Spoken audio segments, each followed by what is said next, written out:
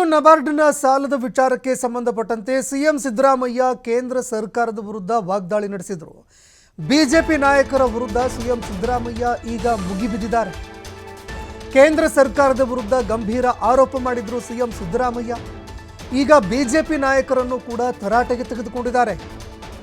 ರೈತರಿಗೆ ಅನ್ಯಾಯ ಮಾಡಿದ್ದು ಸರಿ ಅಂತ ಜೋಶಿ ಅವರು ಹೇಳ್ತಾ ಇದ್ದಾರೆ. ಅವ್ರು ಹೇಳ್ತಾ ಇರುವಂಥದ್ದು ರೈತರಿಗೆ ಅನ್ಯಾಯ ಮಾಡಿದ್ದು ಕೇಂದ್ರ ಸರ್ಕಾರ ಸರಿ ಅಂತ ಹೇಳ್ತಾ ಇದ್ದಾರೆ. ರೈತರ ಮಗ, ಮಣ್ಣಿನ ಮಗ ಕುಮಾರಸ್ವಾಮಿ ಅವರು ಏನು ಮಾಡ್ತಾ ಇದ್ದಾರೆ? ಹಾಗಾದ್ರೆ ನಿರ್ಮಲಾ ಸೀತಾರಾಮನ್ಗೆ ನಬಾರ್ಡ್ ಅಧಿಕಾರಿಗಳ ಜೊತೆ ಮಾತನಾಡೋದಕ್ಕೆ ಹೇಳ್ತೀನಿ. ಈ ಬಗ್ಗೆ ಅಧಿಕಾರಿಗಳ ಜೊತೆಯಲ್ಲಿ ಮಾತನಾಡೋದಕ್ಕೆ ಹೇಳ್ತೀನಿ. ರೈತರಿಗೆ ಸಾಲದ ವಿಚಾರ ಕೇಂದ್ರ ಸರ್ಕಾರದ ಜವಾಬ್ದಾರಿಯಲ್ವೇ ಅಂತ ಸಿಎಂ ಸಿದ್ದರಾಮಯ್ಯ ಅವರು ಪ್ರಶ್ನೆ ಮಾಡಿದ್ದಾರೆ. ಮೈಸೂರಿನಲ್ಲಿ ಸಿಎಂ ಸಿದ್ದರಾಮಯ್ಯ ಬಿಜೆಪಿ ನಾಯಕರ ವಿರುದ್ಧ ಆಕ್ರೋಶ ಹೊರಹಾಕಿದ್ದಾರೆ.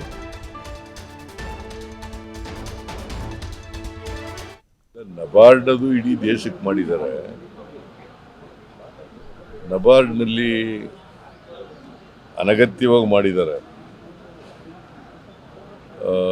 ಹೋದ ಸಾರಿ 23-24ರಲ್ಲಿ 5,600 ಕೋಟಿ ರೂಪಾಯಿ ಕೊಟ್ಟಿದ್ರು ಶಾರ್ಟ್ ಟರ್ಮ್ ಲೋನ್ಗೆ ರೀಫೈನಾನ್ಸ್ ಮಾಡೋಕ್ಕೆ. 5,600 ಕೋಟಿ. ಈ ಸಾರಿ ಇಂಡಿಕೇಟ್ ಮಾಡಿರೋದು 2,340 ಕೋಟಿ. ಎಷ್ಟು? 2,340 ಕೋಟಿ. ಅಂದರೆ 58% ಲಾಸ್ಟ್ ಇಯರ್ಗಿಂತ ಈ ವರ್ಷ ಕಡಿಮೆ ಆಯಿತು. ಫೈನಾನ್ಸ್ ಡಿಪಾರ್ಟ್ಮೆಂಟು ಕೆಳಗಡೆ ತಾನೇ ಬರೋದು ನಬಾರ್ಡು. ಕರ್ನಾಟಕ ರಾಜ್ಯಸಭಾ ಮೆಂಬರ್. ಈಗ ನಮಗೆ 4.5%ಗೆ ಕೊಡ್ತಾರೆ ನಬಾರ್ಡ್ನಲ್ಲಿ. 4.5% ಬಡ್ಡಿ ದರದಲ್ಲಿ ದೇ ಆರ್ ಚಾರ್ಜಿಂಗ್ ಓನ್ಲಿ 4.5%. 5,600 ಕೋಟಿಗೆ 4.5%. ನಾವು ಈಗ 5 ಲಕ್ಷದವರಿಗೆ ಶಾರ್ಟ್ ಟರ್ಮ್ ಲೋನ್ಗೆ 5 ಲಕ್ಷದವರಿಗೆ ಬಡ್ಡಿ ತಗೊಳ್ಳಲ್ಲ. ಅಂದರೆ 4.5% ಕೊಡ್ತಾರಲ್ಲ, ಆ 4.5% ನಾವು ಕಟ್ತೀವಿ. ಈಗ ನಾವು ಸಾಲ ಅವ್ರು ಕೊಡದೆ ಹೋದ್ರೆ, ನಬಾರ್ಡ್ನವ್ರು ಕೊಡದೆ ಹೋದರೆ ನಾವು ಈಗ ಇವ್ರ ಹತ್ರಕ್ಕೆ ಹೋಗ್ಬೇಕು, ಕಮರ್ಷಿಯಲ್ ಬ್ಯಾಂಕ್ಗಳಿಗೆ ಹೋಗ್ಬೇಕು. ಅಲ್ಲಿ ಬಡ್ಡಿ ಎಷ್ಟು ಕೊಡಬೇಕು? ನಾವು 10-12% ಕೊಡಬೇಕಾಗುತ್ತೆ. ಈಗಾಗಲೇ 1,200 ಕೋಟಿಗಿಂತ ಕೊಡ್ತಿದ್ದೀವಿ.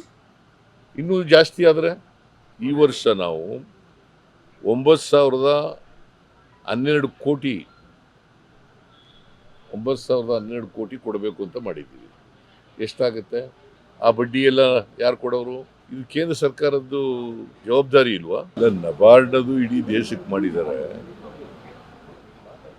ನಬಾರ್ಡ್ನಲ್ಲಿ ಅನಗತ್ಯವಾಗಿ ಮಾಡಿದ್ದಾರೆ.